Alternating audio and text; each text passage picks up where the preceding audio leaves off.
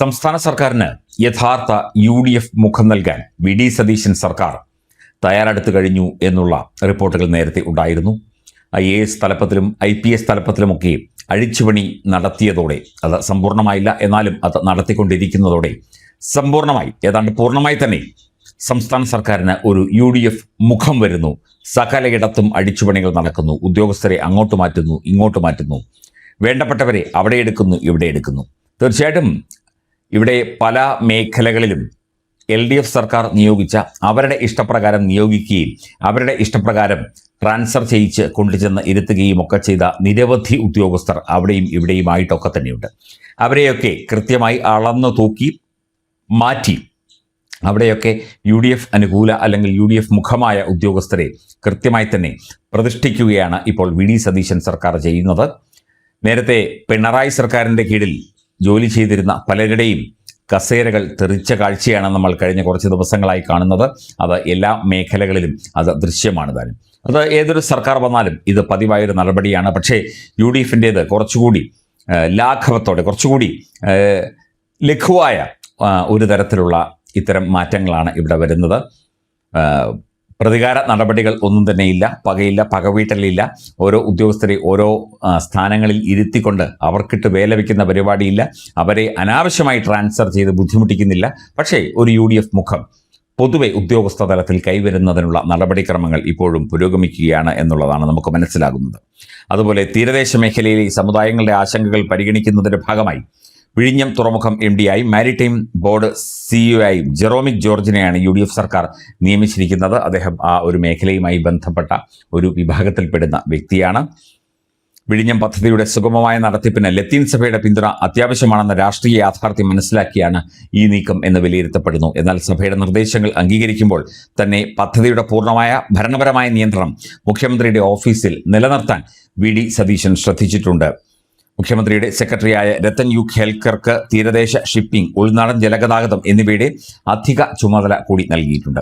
ഇതിനൊപ്പം എല്ലാ മന്ത്രിമാരും ഇനി 8 മണി മുതൽ സെക്രട്ടേറിയറ്റിൽ ഉണ്ടാകും എന്ന് മുഖ്യമന്ത്രി അറിയിക്കുന്നു. വൈകിട്ട് 3 മുതൽ 5 വരെ എല്ലാ മന്ത്രിമാരും പൊതുജനങ്ങളുമായി സംവദിക്കും. പൊതുജനങ്ങൾക്ക് വേണമെങ്കിൽ മന്ത്രിമാരെ കണ്ട് കാര്യങ്ങൾ വിശദീകരിക്കാം.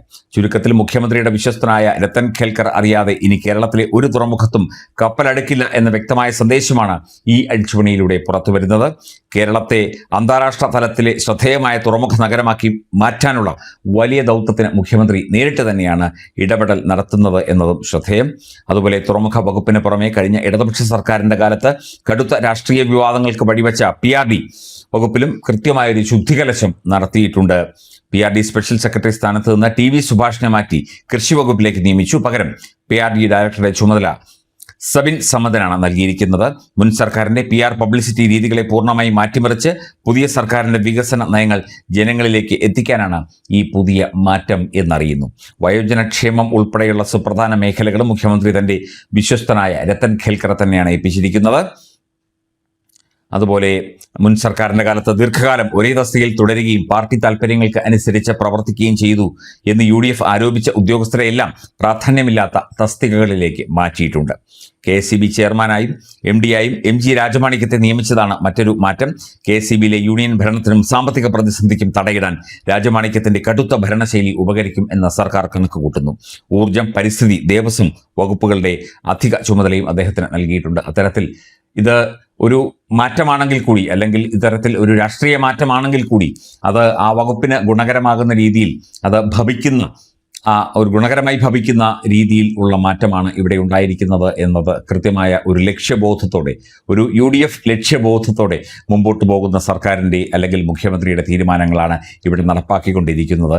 അത് ഇനിയും തുടരും. വിവിധ വകുപ്പുകൾ, വിവിധ ഏകോപനങ്ങൾ, വിവിധ നടപടികൾ, അതിലൊക്കെ തന്നെ ഒരു UDF ടച്ച് അവിടെ ഉണ്ടാക്കാനായിട്ട് മുഖ്യമന്ത്രിയും മന്ത്രിമാരും അതുപോലെ ഉദ്യോഗസ്ഥരുമൊക്കെ തന്നെ ശ്രമിക്കും. പക്ഷേ LDF സർക്കാരിൻ്റേതുപോലെ കയറഴിച്ചു വിട്ട, അല്ലെങ്കിൽ പാർട്ടി ഓഫീസിൽ നിന്ന് കിട്ടുന്ന നിർദ്ദേശമനുസരിച്ച് മാത്രം പ്രവർത്തിക്കുന്ന ഉദ്യോഗസ്ഥ വൃന്ദമായിരിക്കില്ല UDFിൻ്റെ കീഴിൽ, UDF സർക്കാരിൻ്റെ കീഴിൽ, വി സതീശൻ്റെ കീഴിൽ പ്രവർത്തിക്കുക എന്നുള്ള ഒരു ബോധ്യം കേരളത്തിലെ ജനങ്ങൾക്കുണ്ട്.